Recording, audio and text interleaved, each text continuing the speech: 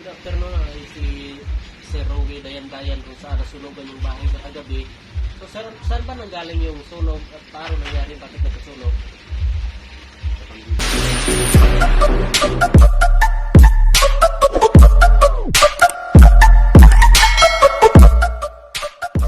Afternoon guys, no? Dito tayo ngayon sa Briones, no? Pinuntahan natin yung bahay ni Ma'am Maypee Briones kung saan nasunog daw to kagabi. So makikita natin guys, no? Ubos talaga yung mga gamit, pati yung bahay. Wala talagang natira. So nabasa po namin sa Facebook, no? Kagabi at kaninang umaga.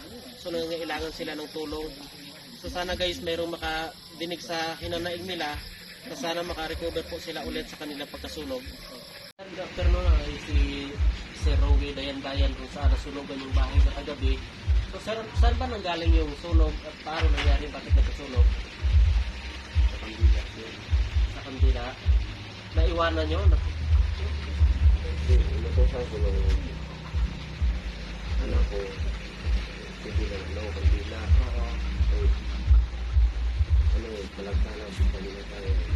Hanggang kami kayo, bakong lugang, kawan. So ibig sabihin, yung tao lang sa inyo, yung anak mo.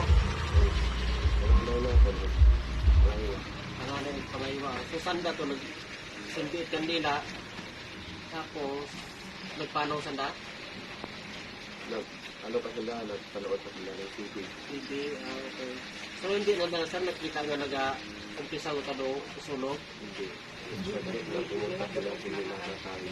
Hanggang sa nila nalaman. So ibig sabihin, nung time na nasunog yung bahay nyo, wala nang tao sa bahay nyo? Wala na, okay. So wala talaga kayo ng isang bang gamit? So nag-aaral pa yun. Nakita kasi namin doon sa bahay na sunugan mismo, may mga books pa doon, mga libro pa. Libro. Kaya yung mga gamit ng school, wala na talaga.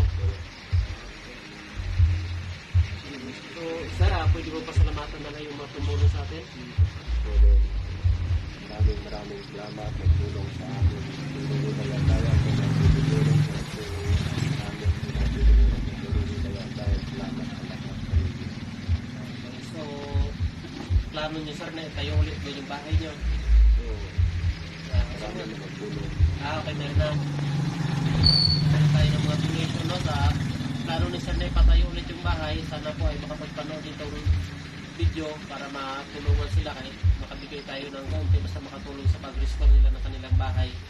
So nanawagan po tayo sa lahat-lahat po ng kasamahan natin sa Brotherhood of Aklan Riders, Aklan Alliance, at individuals, kasi kasamahan natin po sa mga vloggers na pwede po tayong maghatid ng tulong kay Sir Dayan-Dayan para sa kanilang restoration ng bahay. Maraming salamat po. So ayan guys, no, makita natin yung bahay nila talagang naubos ng apoy. Saka makikita natin yung mga libro at notebook ng mga bata na nag-aaral. Ayan, nasunog na rin. So hindi na talaga mapakinabangan. So kawawa naman yung mga bata.